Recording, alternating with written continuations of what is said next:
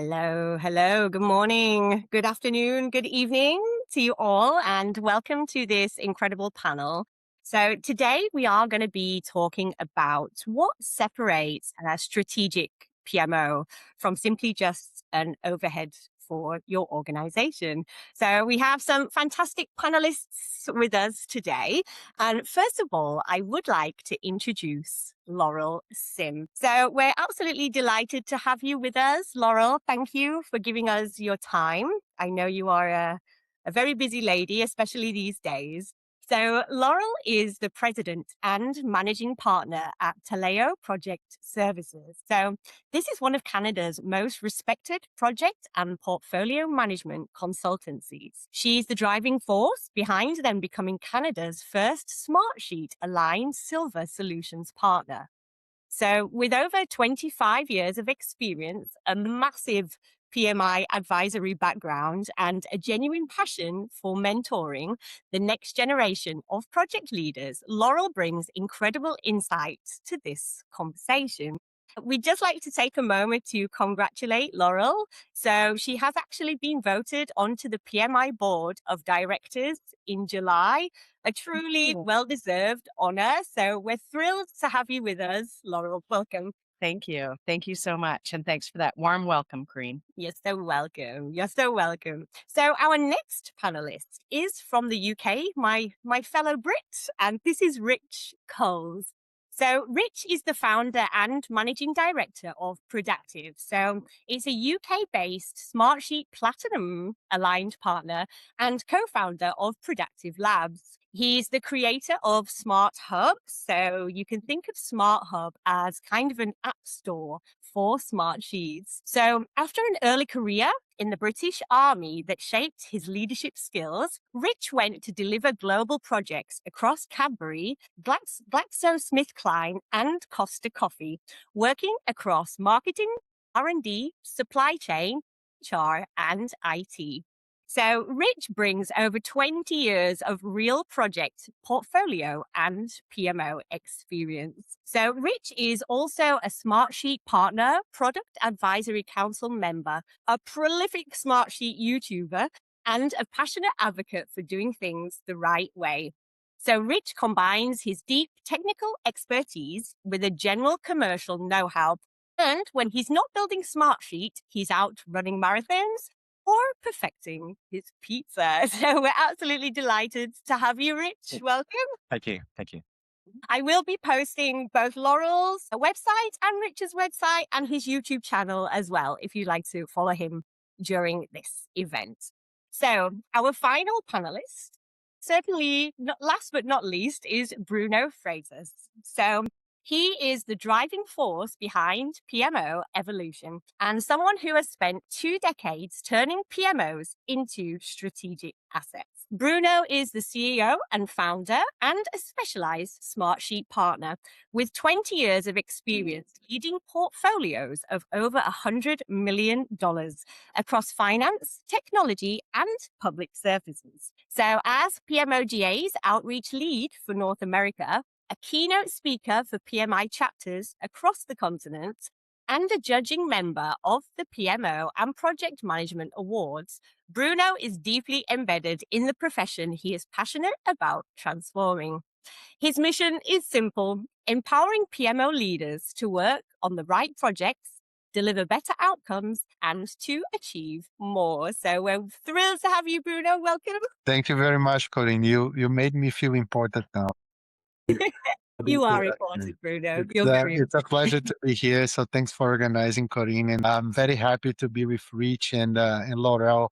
I told Rich last year in Seattle when we met that I'm a big fan of him. I think everybody in the Smartsheet world knows Rich. I have seen so many of his YouTube videos when I'm stuck with some Smartsheet issues. So always a pleasure to be speaking with Rich and learning from him. And Laurel, she's a big person, a celebrity in the PMO, PMI space. She's part of the PMI board as well. So I'm humbled to be joining this panel today, and I'm looking forward to learning from you all today. Fantastic. Thank you, Bruno. Thank you. So this panel event is going to take place kind of just a natural conversation. We're going to be covering strategic PMOs. We're going to be covering Smartsheet as a PPM tool. And we're going to be looking a little bit into AI now in the PMO world. So if anybody has any questions at all, please just pop them in the chat box and we will direct them to one of the panelists. So, with no further ado, let me ask you, Laurel. So, what exactly separates a PMO to be seen as strategic rather than just an organizational overhead, do you think? I always start with governance on everything that I do. And I do believe that governance is key to evolving and making sure that your PMO and portfolio guidance is structured well, which means that you're reporting into the C-suite. You're not 3 layers down, 4 layers down, but in fact, you're reporting in where the money decision making is actually happening. Because you're actually there to provide them guidance on the decisions for their capital spend. And that to me is really critical in any truly high functioning and successful component in the organization. Absolutely. Absolutely. Governance often gets a bad rap, doesn't it, Laurel, within It an organization? I hate even saying the word. I'm like, let's talk about where we sit, like at school desks versus governance. It's a dirty, dirty word. Absolutely. Absolutely. So, how would you design governance that stakeholders actually stick to rather than sort of working around? Well, we all know the term keep it simple. Simple really is best in governance structures. The less layers of garbage, I would like to call it, the easier people can function.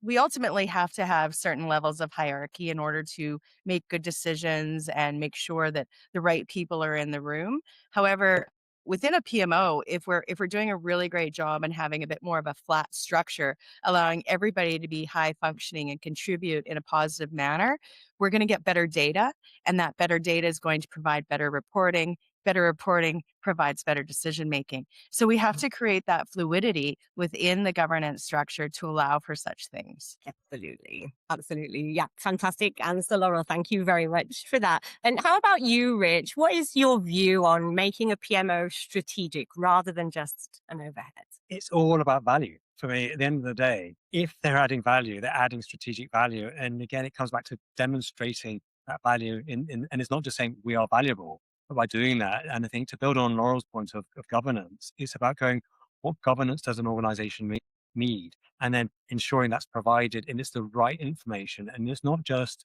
vanity metrics to say we're busy, we're doing this, but what's the value that's being delivered to the organization is where I always go back to. So a PMO that is then helping better decisions be made because it's surfacing the right information, adding value, is worth its weight in gold. If it's just purely a reporting function, it's an overhead. And if the governance is there simply because it's what you do in organizations and you have bureaucracy, that's a waste. Absolutely. Absolutely. Yeah. Fantastic answer. And how about you, Bruno? Do you have any real world examples from your consulting where, governance was sort of a real problem within an organization and this is where you started? Yeah, absolutely, Corinne. And I think I learned that throughout my own experience leading PMOs as well, right? Corinne, I think one of the perspectives that a lot of people has is that we have to follow the PMI standards or any project management standard, right? So, or any PMO maturity model, right? And there are so many in the market today. But basically, they think like, for my PMO to be mature, we have to follow the PMBOK from A to Z, or we have to be maturity level 5 in a given PMO framework, and that's not quite true, right? I think governance exists to help you to mitigate risks for your organization. So, for example, let's say, and that's a typical case that I see, you are delivering a project, and then once you are done delivering that project, someone else, some other function within the organization is going to be sustaining that product or that service, right? So you have to transition your project to operations. And a lot of times the project management delivery methodology does not have these steps for you to properly engage the operations team and create the documentation that they need to sustain that product or that service after you go live, right? So that's an operational risk that your project management methodology should be addressing. And a lot of times it's not because we are focused on the PM box or some other framework, and those steps are not clear, right? So that's how it's important to tailor your project governance to what makes sense for your organization to address those operating risks. And no, you are not going to find two organizations that are the same. So I may have some operating if I'm working on financial institution, for example, which I work for a number of years, right? So there are regulatory steps that you have to make sure that you're addressing. If you are working on a startup, for example, maybe those regulatory steps you don't need to address or worry about them. So you have to tailor your governance to what makes sense to your organization. To at the end of the day, you need to mitigate risks, as I said, and enable decision making. That's how I see it. Absolutely. Yeah, perfect answer, Bruno. Thank you. Thank you very much for that. So once your operating model has been defined, how should technology be supporting that, Laurel, do you think? Well, I think once your operating model is defined, we have to make sure all of the people really know what they're supposed to be doing within that operating model. Often we jump to solution first, then we decide our operating model, processes, people, that sort of thing. And no different is it that we've decided the process, but we still forget about the people and jump right into the solution. So of the technology. And so a big part for me is let's start training the people on what the capability is that we're looking to get to. Right. So at the end of the day, let's talk about capability modeling and understanding where we need to mature to. And we're educating, we're informing, engaging. And then all of a sudden, everybody's very excited for any kind of technology to increase their own personal capability. And the process, the problems, the risks all kind of evaporate because now there's something in it for me. And I'm going to be the greatest supporter of Ukraine because you've made my world a little bit better by increasing my capability. Absolutely. Yeah, absolutely, Laurel. And it is one of the most difficult things, isn't it? Sort of making sure that everybody is onboarding the technology. You need the emotional intelligence to make sure that everybody feels part of the team. It is absolutely necessary. Beautiful answer. Thank you. Thank you. And how about you, Rich? Could you give us any real world examples where you've seen this happen? I'm just going to go back to Laurel's point, actually. I think it's the what's in it for me. And it is, so I guess, so slightly differently, I think there's the piece here of how have people been engaged in that change process. Because the thing is, when is it's been done to me, this is just another initiative versus and what's the consequence? And we can come back to that, I'm sure, later on. But the consequence of not following it, but it's just another technology. It's another fad and it will go away because I've had so many of those. But when, to Laura's point, when someone goes, this is actually making my life easier, it's enabling me to deliver the results the business wants me to. That's great, but when's it a burden to me? So I think so where I've seen things fail is when someone takes it on, designs a complex process, and then rolls it out to people and says, "You will do that," and people are, "We're not engaged." That's a challenge. And whereas where I work with organizations, again, I want them to be involved in the design process as we go, understanding what we're designing. So there's a level of ownership. There is a challenge, clearly, of you don't design by committee, but you want people to feel a level of ownership. And so it's just striking that right balance as you go of people feeling. But I go back to why are we doing it? Yeah, Simon Sinek, start with why. Why? Why are we doing this? The objectives strategically as a business, what are we doing? Why is the PMO? Why the structure? Now I get it. That's why I do a change, I record a change. Why? That's why I need to do it for this reason, not just because it's process I've got to follow. It's governance, boring. I'm just doing it because I'm told to, and I'll get in trouble if I don't. So when people engage emotionally and go, this is why I'm helping make us get the results, then they go in. So technology, when they can see this is going to help us deliver the projects better, then that's why they engage and go, it works. So that's where I've seen it work best, when the teams go, now it's making my life easier and I can execute my work better, faster. And Rich, one of the things that I observe a lot is that when they're deciding that they're going to do a project, they never look at the people factor and the capabilities that the organization is going to mature. They actually look at, hey, we have to upgrade this technology. Hey, CEO wants different reports, on and on and on. And if we actually kind of use data, which is where I'm passionate, and use capability as the conversation. We're trying to increase capability here. How would you like to participate? It's a real different conversation, and I think people move a lot faster. I don't know your thoughts. No, totally with you.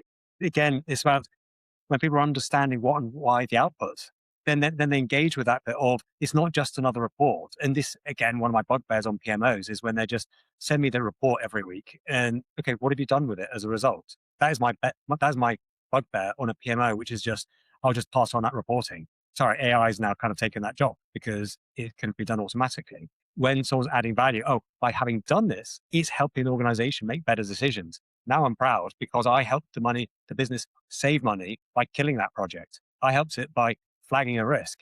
And therefore I've done my role. And this is why I, as a human, am adding value, which wouldn't have been done otherwise. So yeah, Laura, totally. And thank you for being a human. We appreciate it. I try. I try. You're doing well at it, Rich. Very well. Perfect. So how about you, Bruno? Do you have any insights on this topic? Yeah, and I'm guilty as charged of some of the mistakes that Rich and Laurel were pointing out. Corinne, I think PMOs, they are very good at driving changes for the organization, and that might be the introduction of new technology and getting everybody engaged, make sure that people understand the benefits of that technology. But when it comes to the PMO itself, introducing technology like a PPM solution, for example, right?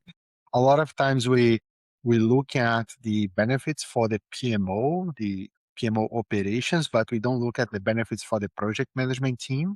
And that's, some of my mistakes happening in the past as well. This solution is going to make my reports better. I'm going to be able to see information across many projects. But for the project management team to enter that information in the team, I never considered how easy that could be for them, right?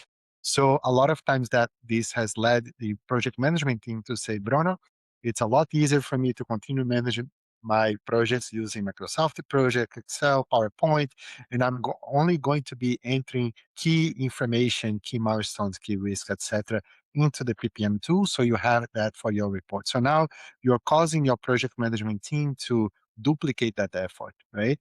And that's really bad. And it's one of the typical mistakes I see PMOs doing it, right? So they are bypassing their own project management team just for the sake of the benefits the PMO leadership team sees on the PPM tool. The other thing I think Rich and Laurel mentioned about that as well is that a lot of the project management office, they are capturing all possible information, but they are not very clear on what is the decision they want to make or what is the decision they want to enable others to make with that data, right? So I have seen situations where for risk management, for example, we're asking the project management team to inform all these things about a risk, likelihood, impact, exposure, mitigation, all those things.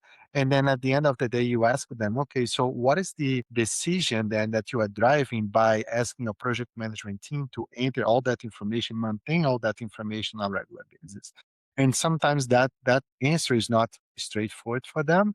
And that can be a mistake, right? So when you're talking about governance, it's important that you tailor your governance to capture the data points that you need to enable your own decision making or other stakeholders' decision making as well.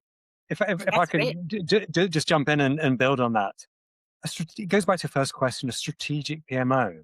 PMO is it's a really privileged role with organization, and it needs to be staffed by the right people. And to Laura's point, in a large organization, yes, you've got the strategic PMO and then have PMOs in different levels across an organization. So it won't always report into, but it's got to report into the leadership of the respective business area that it's in. But when I say a privileged position, because they can join the dots about what's happening in that business area across the enterprise. And they must be adding that value, that strategic, I can see something that others can't. Now, a passion point for mine is, and people shoot me down, disagree with me, fine. I go back to my military experience.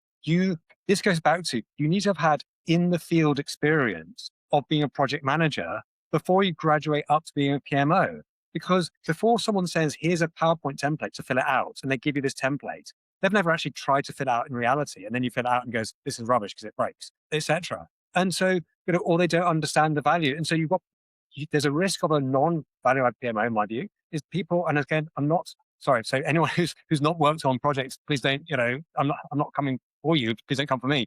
But my point is, get that real world experience. Because when you're in the shoes of the project manager and doing that, you're then seeing, oh, this is what, and then this is where the value comes in. So my personal experience has been those people who've had true in the field experience on managing projects graduate up, and then the value they can add at a PMO level is massive because they can see it from the front facing projects and roll it up and add that strategic value. The challenge can be talented people at PMO who haven't had that experience can join the dots, but it's a lot harder because they haven't necessarily got that front facing experience of the pressures of managing a project. Contentious maybe, but I do feel very strongly about the right experience there, and it can be gained by secondments into the field. Absolutely. Absolutely. Thank you for that, Rich. So if an organization is looking for a PPM tool for their PMO, where does Smartsheet fit here? What does Smartsheet solve for an organization? Bruno? Corinne, my take on that is that Smartsheet is a local platform, right? So therefore, you can build anything you want on Smartsheet. A lot of things you can build on Smartsheet. I should say that. So it's not like your traditional PPM solution where you buy the product and it comes with a number of functionalities, right? And those functionalities are typically designed for any type of organization, any PMO, right, with any maturity level. So, when you buy a product like that, you are trying to make it work for your own PMO. And sometimes the features are too heavy for your PMO, or are not tailored to your governance model for your own PMO. And I think that's the beauty of Smartsheet because it's like a blank canvas. You can design the features and tailor the platform to your specific needs, and as your PMO matures, your governance model matures as well, you can make Smartsheet more sophisticated, right? So I think it helps quite a lot when it comes to the adoption by the PMO, by the project management team, but also by other stakeholders across the organization. So that's one point. The other point is that because Smartsheet is so user friendly and compatible to the traditional project management tools like Microsoft Project, Excel, right? So the adoption by the project management team is a lot easier than what I have seen with other PPM products as well. So I think those are the two biggest considerations for me when I say that Smartsheet perhaps is a better PPM product than other products that you have in the market. Excellent. Would you agree with that, Laurel? Well, I've been reflecting even on what Rich said earlier around the people that are going to participate in the PMO, and I wanted to challenge him on it. However, I was coming up weak on where I could challenge him. So, Rich, you win. What I do think that Smartsheet allows for is that every organization feels they're unique. They feel every project that they run is unique. And we all know that every project, although it has, similar outcomes, every project is unique in what it does. And so I think it is important to allow the organization's nuances, culture, character, even of an organization, right, to evolve what the tool is that they're using. And similar to what Bruno was saying is that lots of them are very rigid in nature with a lot of project management jargon. And I think this is the opportunity, Rich, where if you are not built as a project manager, but maybe you're a CPA and you're coming in to change the financial practices of how you manage your capital in a PMO, Smartsheet is going to be your friend because they're used to living in a Sheets environment. They're used to developing all of these different capabilities in Excel, albeit slightly different than Smartsheet, but the capability is exactly the same. And so they will value that because they're going to be able to get up to speed very quickly, and they don't actually care about what a scheduled Gantt chart looks like. They care that we're hitting our financials, that when we're reporting effectively, we're pulling it from all of the different financial components in the organization so that our reporting is reliable and our data is consistent. And I think that truly is what Smartsheet allows for. Excellent. Thank you, Laurel. And how about you, Rich? What's your view on this? He's happy because he won already. He's happy. No, again, I think, Laura, and then I'd love to have a wider conversation with that because I know what I've just said is potentially contentious to people who kind of feel like might challenge things. So it's on a separate conversation. So I came to Smartsheet because I was very proud of this Excel workbook I used to have with all these little tabs at the bottom, et cetera. And I'd do that bit. And then everyone goes, oh, I'll take that, but I'll make a modification, et cetera. Smartsheet, and I went, surely I can build this in Smartsheet. And I realized I could. And that's what took me in. So to Bruno's point, it's the sheer flexibility of it. But I'm going to go back to the theme I've been saying from the beginning. What's the point of the project in the first place? What's the vision? What's the objective? Why are you doing it? Is the project the schedule? The project, was it, you go into PMBOK or et cetera, the project plan. The project plan is not the schedule. The project plan is how you're going to execute it. So in a project, many people just think of Microsoft project, that's the project. No, it's everything that's done. The project is what are the benefits that's delivered, the business case that's delivered. And so there's so many artifacts that go into that. So why I became so passionate about this was I'd have a Microsoft project and an Excel workbook with my risks, issues, actions, decisions, dependencies, blah, blah, blah. Great. But actually the project is all the other things that are involved in, is it new product development for, what's the register of new products, the SKUs, et cetera.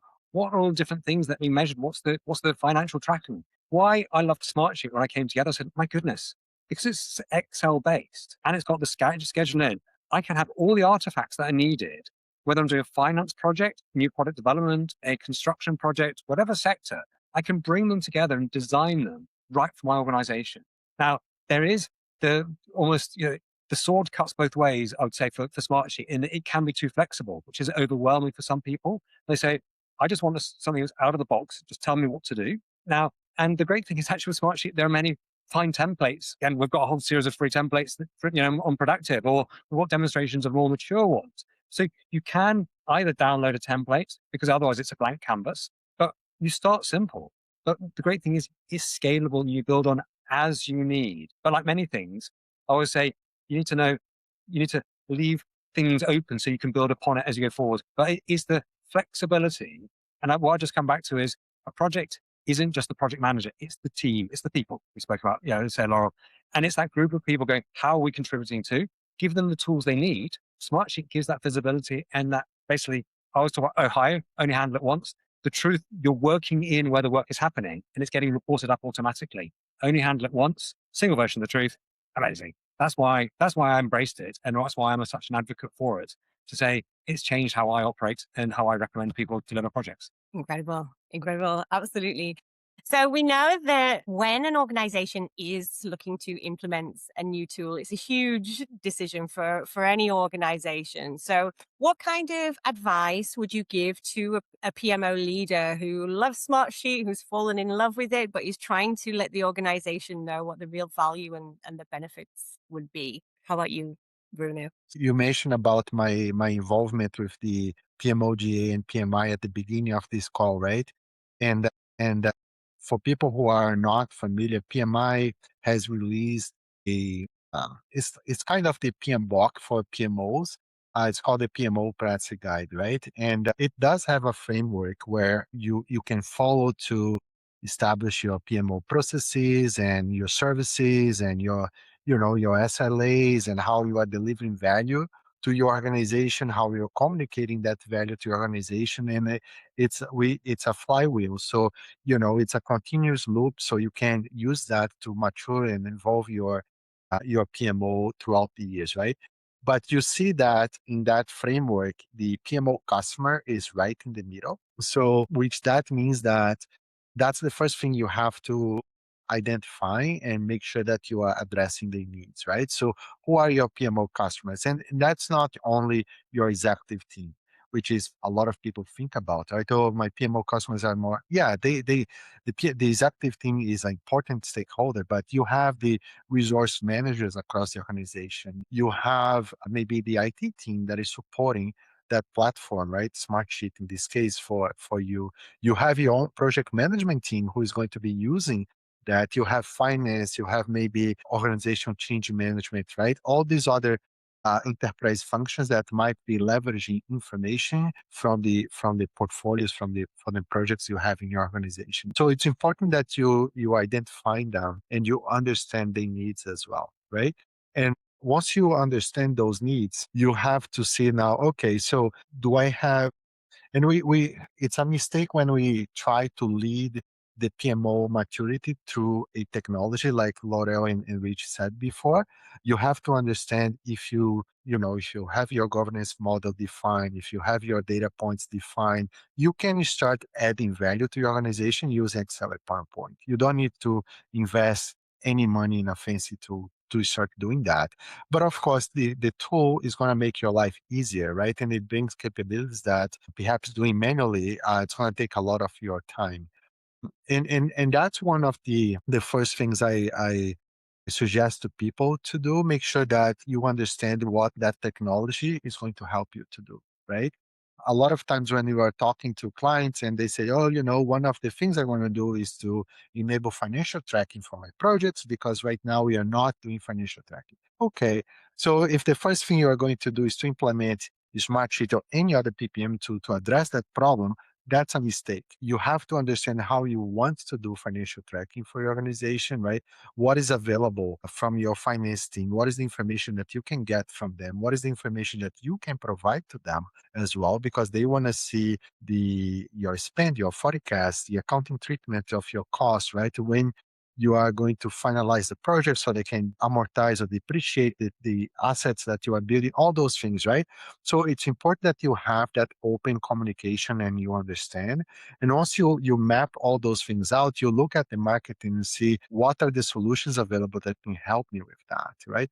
Smartsheet can be a great solution, and I think it is for a lot of cases, especially the PMOs that we talk to. But there might be circumstances where you say, doing that in Smartsheet might be way more expensive or may not the right product for me, and I have to look at something else. Absolutely. Absolutely. Thank you, Bruno. And how about you, Laurel? Do you have anything to add to this? I think a lot of times when we're bringing in a new tool capability to an organization, it's a lot like, so I've done a number of acquisitions and supported a number of acquisitions for my clients. And it's a lot like that where you've already got a business up and running. And now we're going to overlay it with maybe a new service line and increase capacity to, deliver revenue, that sort of thing. Similarly, with a PMO, we want to overlay it with this new capacity to increase revenue, to increase capability, that sort of thing. The challenges that I've seen over time is that often we ignore the things that we're doing well and jump right to the things we're not doing well. And I think Bruno was, alluding to that with the financial reporting. So first, if we're really, really doing scheduling and resource management well, let's make it great. Okay. So let's the thing that has allowed us to be successful in our projects, not good, better, best, but don't stop till your good is better and your better's best. So let's make our good our best and then evolve the other practices because you've created this really strong foundation to then allow for effective financial reporting, effective risk management, those types of things. But if you're ignoring the greatness of what you started with and don't make sure that's the key component to your practice, you'll fail, in my opinion. And I've seen it many times. Yeah. Absolutely, Laurel. Absolutely. And how about you, Rich? Have you come across Yeah. this yourself? But the thought that Laurel just triggered in me, it goes back to when's it project management versus portfolio management? And this is, we're talking PMO. So but if you're just doing a project and another project, does consistency matter or not? And so, I think of a number of live conversations I'm having with organizations at the moment, and it's well, we just do the same project again. Well, you can just get out your Excel template and just do it again. Is Smartsheet going to really make a difference in that case? Does consistency matter or not? But actually, if you've got from a PMO, from an enterprise, from what we call air traffic control, visibility, and therefore that resource management, then actually having people work in a consistent way, that's what's going to make the difference. So I can go back to start with why. What's the business case for implementing Smartsheet or any other tool? And what's going to make it succeed? So if you went then work backwards, whenever I start a project, always I'd go, what's the end and how do you work backwards? Then I'd start and then work forwards and crash in the middle and work out how to make it happen. Where I'm going with this is that if I'm going, I want to bring in Smartsheet, actually, what are conditions for success in the organization? It is where's succeeding, where's not. What difference will it make? What to me to make my PMO run faster, but actually, to the people who's going to make, is it going to make the projects more successful? Is it going to provide better decision making, etc.? That's the business case. Don't get too caught up in all the hard financials, etc. And yes, you can analyze all the products out there on the market. But like I often say to people, I pick up a phone and what model phone have I got? What car do I drive? And you tend to stick. If you know that someone's really, it works for that organization and you found a partner such as Bruno, such as Laurel, such as me, whoever, and they go, this works and you trust them, whichever tool they go, and they've got like credentials, follow on. So you can waste a lot of time analyzing every single tool. But actually, if you've found the right partner, then it works. Then you got to trust that and don't overanalyze. You can overanalyze a business case to death. And actually, then when you analyze the business case later and the benefits, you go, yeah, did we? You got to have enough to believe, is this true, to move forwards. Absolutely. Brilliant answer, Rich. Thank you for your view on that. So we're going to move on to AI. Exactly, Rich. Exactly. So, Laurel, I'd like to start with you. In your business, how have you seen AI actually improving PMOs rather than just being, a buzzword or writing emails or things like that? Well, I think what's great about AI is that it creates a first level of understanding. I would call it level 1 of understanding for what the project is that you're trying to achieve. So you put in what you know today to be true, right? Like you've done your initial investigation to create your business case, and you put in your content in for a business case output. And what it does on average, and I'll just say on average, because we all know that AI will randomly pull things where it's like, what, I don't even know what this is. But on average, what it will do is it'll allow you to be more thoughtful in what you've consumed, because you'll be like, how did it come up with that? Right. So now you're getting curious as to why that additional information has been plotted into your business case. So it allows you to actually be more curious on the content you've already created, of which most people say that AI creates less curiosity. If you do it correctly, where you put your information in, you allow it to build something, and then you review it, you actually do allow for your creativity to show through, your curiosity, your critical thinking. So what I feel it does is it refines your thinking. It doesn't solve the problem. It doesn't create an opportunity for the removal of a human like Rich, because he's no robot. He told us already. What it does is it allows us to probably respond in a more sophisticated fashion, a little bit more polish if people are uncomfortable with their written word. And if we're truly honest with ourselves and not lazy humans, it allows us to be more curious about where that is coming from and why it was plotted in there. And so that's the opportunity I think that sits with AI right now. One of the interesting things, and I'm going to tell a really quick story because I know both Bruno and Rich have experienced this, and everybody else that's watching, is I was sitting in a meeting with a client and talking to them about governance, and they just typed into, their AI desktop tool. I'm not going to name names. And they typed it in and they said, oh, well, this says that our governance should look like this. And I'm like, so what did y'all type in there? Right. And they're like, oh, just what the governance should be for a data project. Okay. So let's take a quick step back and talk about everything that is wrong about what this is. So I think it's also our great responsibility to educate and inform people that AI has great opportunity for us, but we really need to be thoughtful in what we're putting into it, where we're sending it for its resourcing, and then how we're reviewing it after the fact. That is our responsibility as advisors to our clients and colleagues. Absolutely. Absolutely, Laurel. I like this idea of it, being level 1 to build your creativity on top of. I really, really like that, Laurel. Thank you. How about you, Rich? What's been your experience so far? So also, again, reflecting on Laurel's comments, and it does go back to how and when, who's using it. And when you're using it for initiation, planning, execution, closing, so where are you using it in those phases? Because it can be an incredible tool to help kickstart and kick around ideas. And this is where I've seen people go, actually, what are the risks I might face on this project? And before, it's like, where's the learning log, etc. Oh yeah, no one put anything in there since 1999, etc.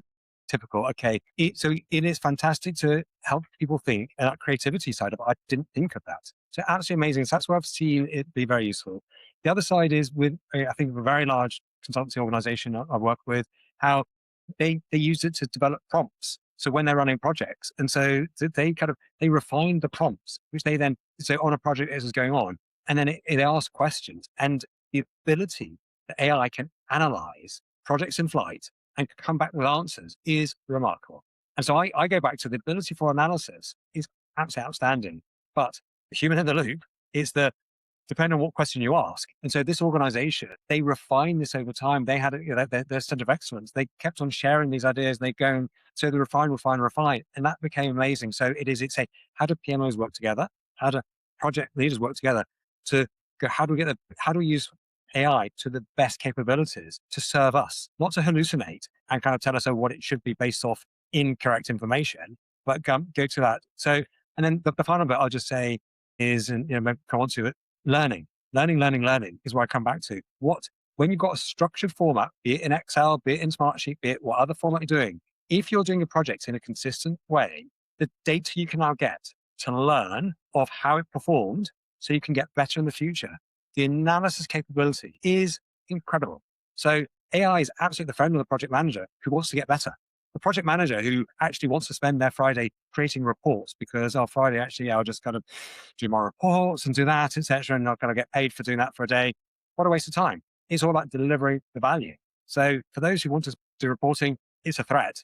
For those who want to deliver better results, it's a massive enabler because they get the information, surface it up, and can solve challenges. So where I've seen people succeeding is using it to cut through the red tape, deliver results, uncover the issues that would have been. And then the final one would be using AI, recording meetings, etc., and then saying, go and update the logs, go and do that for me. You mean I don't have to write up my minutes? I don't have to do this. Yeah, I've saved half a day because I can brief it in natural language. It will go off to the relevant systems and update, provide them giving authorization. When people are doing that, they are saving huge amounts of time. So long as they're reviewing. Don't As get long as don't be totally, lazy. totally. It is Yeah, absolutely about the human in the I loop of now I've reviewed it. So it's your executive assistant, but you've got to make sure that it's doing the right stuff. Where people cut corners. So this is the thing. Is it saving time? No, it's enabling organizations to get better, I think, Laurel. But those who go, that's going to do my job for me. Yeah.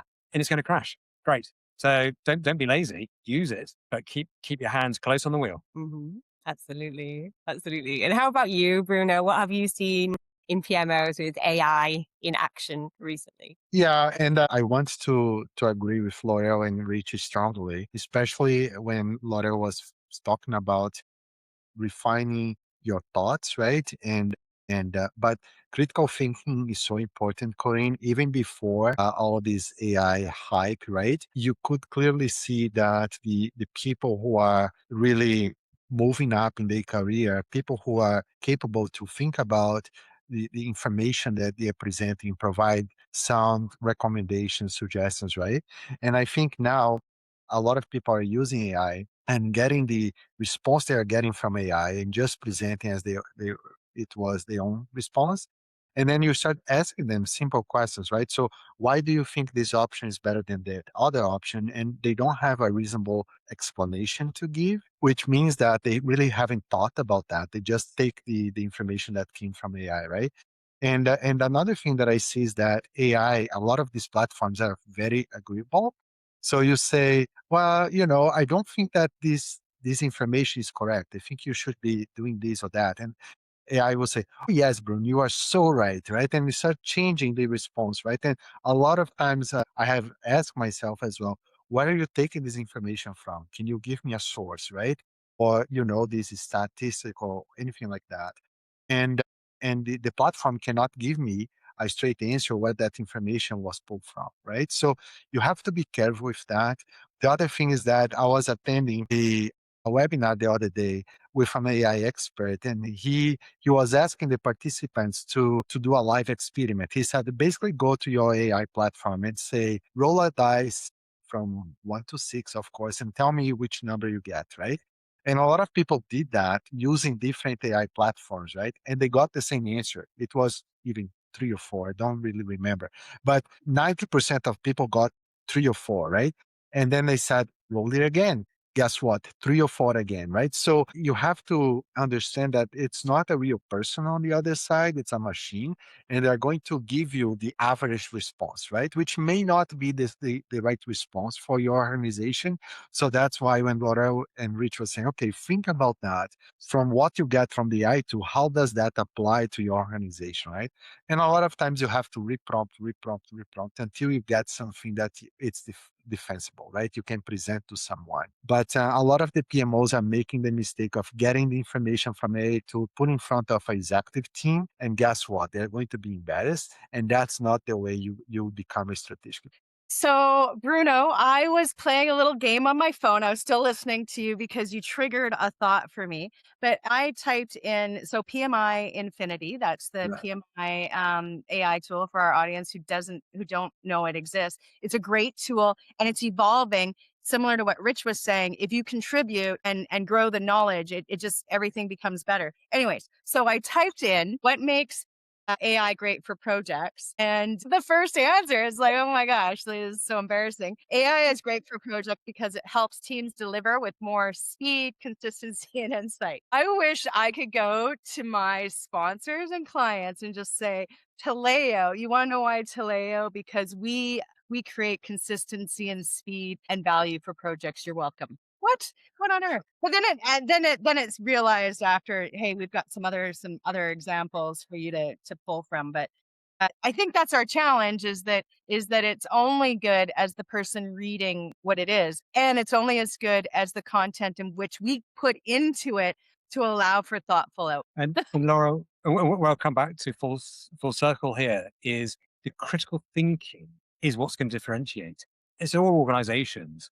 So is AI actually going to save us time? And we're going to spend more time on the beach or whatever, etc. No, actually, just everything gets more competitive. Does your work week get shorter as a result of AI? No, it doesn't. Actually, probably people are working harder as a result. The critical thinking is where it comes in. What's going to differentiate the organizations is that critical thinking. Where does that come from? So it's not therefore just taking the simple answer.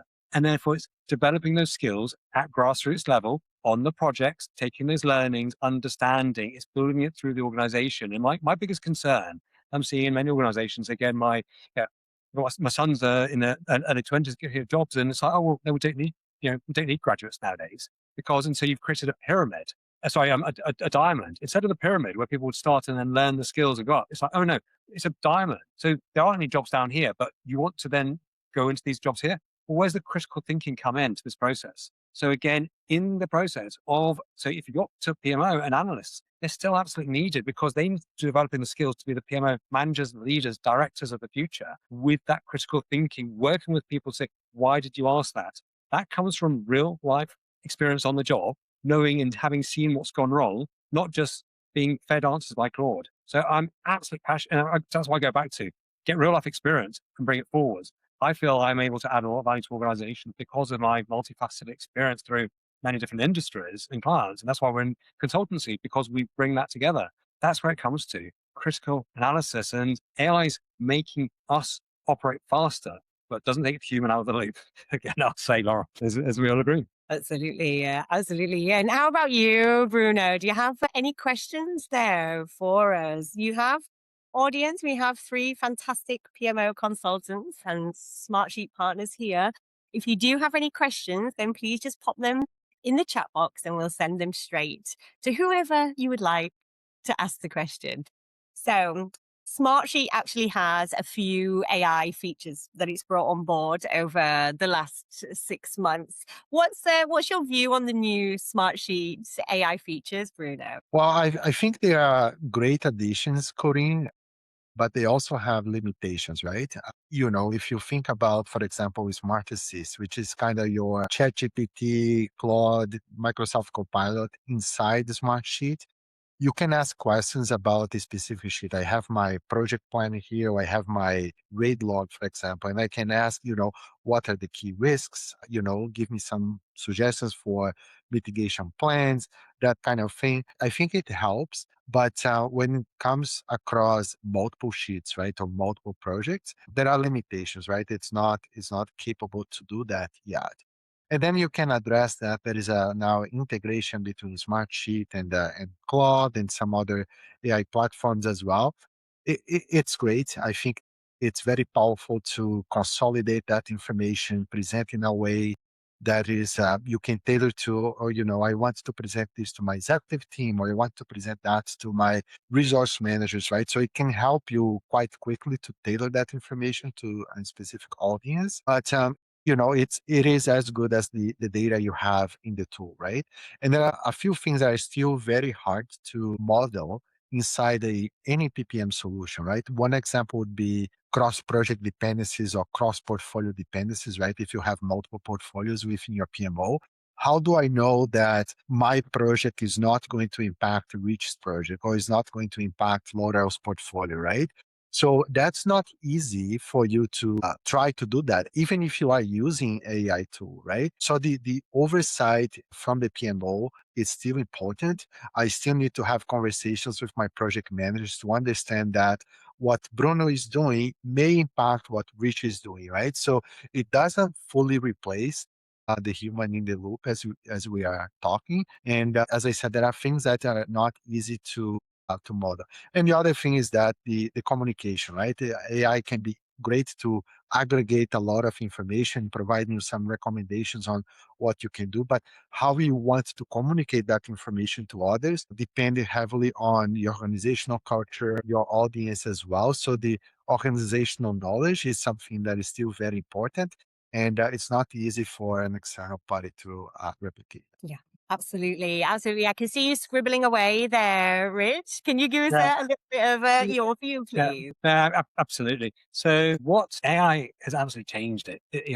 So when it was all the work happens in Smartsheet, actually using the Claude MCP as one example, but I found that so much easier than the hours and days I lost trying to get connected with Copilot, for example. It enables ultimately, do people want to work in Smartsheet? They want to work where they get their work done, simply put. And what AI has enabled people to do is to work where they choose to. And if they can be using multiple systems, so they can't be doing the finances in Excel and NetSuite, etc. But they use AI. So you've got what is outside of. So Smartsheet having opened up and connected to Claude was absolutely brilliant and is and transformed. And I saw Bruno do some fantastic posts on now you can do this and you can serve up the information the way the organization wants it. You're not just restricted to Smartsheet dashboards. And so the amount of people I've seen go off and create HTML dashboards the way they'll want to slice and dice it, because you can't slice and dice, without Power BI on a Smartsheet dashboard, really. And so I think it's been fantastic for how letting people operate and go. But again, firstly, I'd say to Bruno's point, you've got to know what questions to ask in the first place. If you don't ask the right question, again, you're going to get the wrong answer. Is the most important thing. But then what I say is smart assist, smart columns. I've got to say I've been very impressed with these. The smart columns in the ability to just translate. So if you're working multilingual, how brilliant that it will translate those columns. And again, there's no additional cost for that. It can summarize, aggregate some information. Can also provide, I guess a view of sentiment. Yeah, but smart assist again, if you know to ask the right questions, if you ask it to say, so an example I'll go to, and this could, I've got an article, I've done City on Gold, and so I go back to the structure of projects, where when you've got project structured right, and you say, tell me how many times what's happened to this project over time, whether you do or don't have a baseline set, in Smartsheet as one example, every time someone updates a cell, that it knows that change has happened. And so if someone's changed the status or changed the date on a particular task once, 10, 20, 30, 40 times, you can then say, why is this project slipping? Give me some analysis in Smart Assist, and then it will find that information. You can do it in using the MCP, using Claude, etc. But so when I go to there, what Smartsheet's enabling is that learning culture to say, how can we get better at projects? Why do we consistently deliver late? Because until you've got that intelligence, so if you know the questions to ask, then it's fantastic. So I go back to, but that comes back to having the insight, human in the loop, the experience to know what questions to ask in the first place. They always say, the mechanic, $1,000 for kind of, hitting the car with a hammer and make it work. Why have you charged me $1,000? Okay, $5 for the hammer hit, 995 for knowing where to hit it is where I go back to. Experience comes from time in the field. Absolutely. Absolutely. And how about you, Laurel? We have a few more minutes if you'd like to tell us your Yeah, experience. I'll be quite brief, but it actually goes back to Bruno's comment of maybe some limited functionality. And in fact, I think that's the opportunity is by having the kind of standard where we're going to pull the data in for you. We're going to, build something so that you as a intellect can review it is the opportunity. So not over creating something that is very complex, allowing the mind to do its job, to be able to evaluate what the trends are doing and what that impact is going across the portfolio or practices within your PMO, or diving deeply into a single project. That's our opportunity as leaders. And AI is just influencing our understanding. Nothing more, nothing less. So Bruno, I think it's set up perfectly for successful PMOs because of that. You're not trying to solution things. We will provide the solutions for you. Yeah. Wonderful.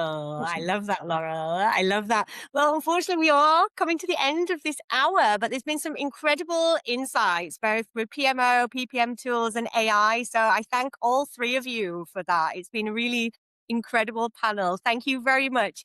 Just for our audience now, we have included Laurel, Rich, Bruno, and myself's LinkedIn profiles underneath the event, and we have included Rich's YouTube channel, Laurel, and Bruno's consultancy websites. So thank you for joining us. And of course, feel free to get in touch with any of us if we can help you with your PMO or your PPM tools in the future.